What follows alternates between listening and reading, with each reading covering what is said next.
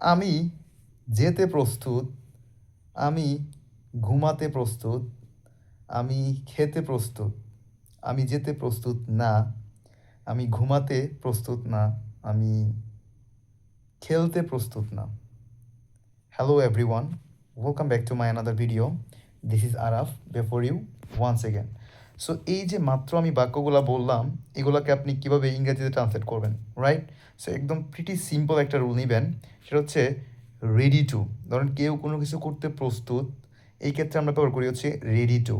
তো তার আগে আপনাকে ইউজ করতে হবে subject and then M is R, এরপর রেডি টু দিবেন, তারপর একটা ভার্ব ওয়ান দিয়ে হচ্ছে আপনি বাক্যগুলোকে খুব সহজেই ট্রান্সলেট করে ফেলতে পারবেন।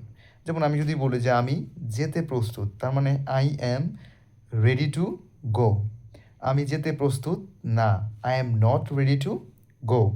আমি ঘুমাতে প্রস্তুত, I am ready to sleep. আমি ঘুমাতে প্রস্তুত না, I am not ready to sleep. আমি ইংরাজি শিখতে প্রস্তুত, I am ready to learn English. আমি ইংরাজি শিখতে প্রস্তুত না, I am not ready to learn English. একদম সিম্পল। আপনি প্রস্তুত, রেডি টু, আর প্রস্তুত না হলে আপনি কী দিবেন?